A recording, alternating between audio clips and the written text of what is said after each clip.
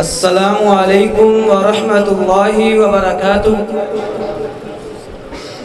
نحمده ونصلي على رسوله الكريم اما بعد فاعوذ بالله السميع العليم من الشيطان الرجيم بسم الله الرحمن الرحيم يريدون ليطفئوا نور الله بأفواههم واللہ متم نورہ ولو کرہ الکافرون۔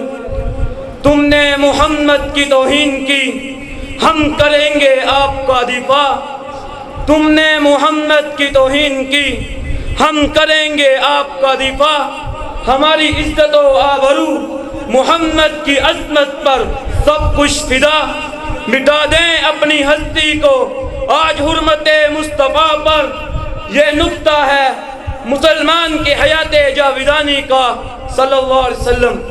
عظمت مصطفیٰ کے پروانوں نبی محتشم علیہ السلام کی حرمت و عظمت مسلمان کے امان کا بنیادی جز ہے۔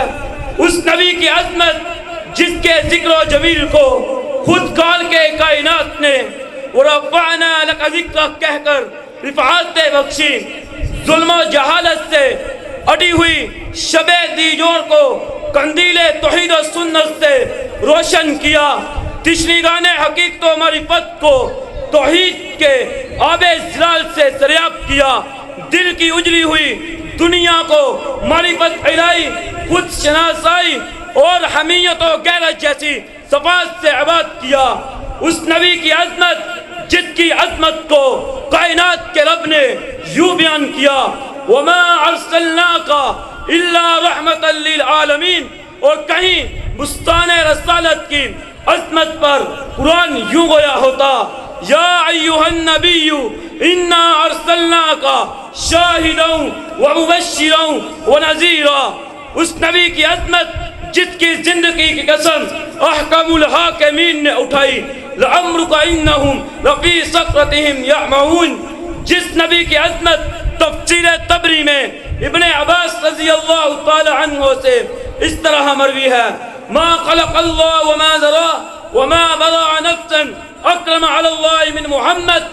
اللہ تعالیٰ نے حضرت محمد صلی اللہ علیہ وسلم سے معزز و مکرم انسان اپنی تمام مخلوقات نے پیدا ہی نہیں کیا۔ حضرت حسان بن ثابت رضی اللہ تعالی عنہ بھی نبی کریم صلی اللہ علیہ وسلم کی تعریف کرتے نظر آتے ہیں۔ ایک اونین کے تائیدار کی توہین کرنے والوں، مکہ اور اس کے باشندوں سے پوچھو، طائف اور اس کے پہاڑوں سے سوال کرو، اس نسل انسانیت کی حرمت کیا ہے جس نبی کی حرمت کے تحفظ کے لیے حضرت سعد رضی اللہ تعالیٰ عنہ اپنے جسم پر 70 زخم کھا کر بھی کہہ رہے ہیں کہ اے میری قوم، اگر رسول اللہ صلی اللہ علیہ وسلم کو کوئی تکلیف پہنچے تو تم میں سے ایک چپکنے والی آنکھ بھی باقی ہو تو یاد رکھو اللہ کے ہاں کوئی عذر نہیں سنا جائے گا۔ جس نبی کی گستاخی کرنے والے کی ایک سزا آج سے 1400 سال پہلے اس طرح بیان کی گئی، تبت یدا ابی لہب وتب۔ اور کہیں لعنہم اللہ فی الدنیا والآخرہ کا ان کو مستحق قرار دیا، اور کہیں ان شانیک هو الابتر کہہ کر گستاخوں کو دلیل و برباد کر دیا۔ اینما ثقفوا اخذوا وقتلوا تقتیلا۔ قربانی عادت سے گستاخ رسول کو غلاف کعبہ بھی امن دینے سے انکار کر دیا، امن دینے سے انکار کر دیا۔ اور کہیں نبی پاک کی عظمت بیان کرتے انا اخفیناک المستہزئین اور واللہ یعصمک من الناس کہہ کر نبی کی نموز کی حفاظت کی گارنٹی عطا کر دی۔ تو مسلمانوں اٹھو، زمانہ تمہارے قدموں کی چاپ کا منتظر ہے۔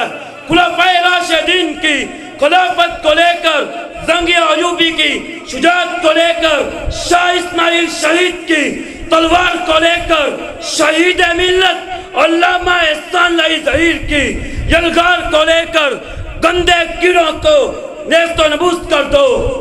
57 ممالک کے 1 ارب 40 کروڑ مسلمان متحد ہو کر ان تمام مصنوعات کا بائیکاٹ کر دو تاکہ یورپی ممالک کے باشندوں کو بخوبی علم ہو جائے۔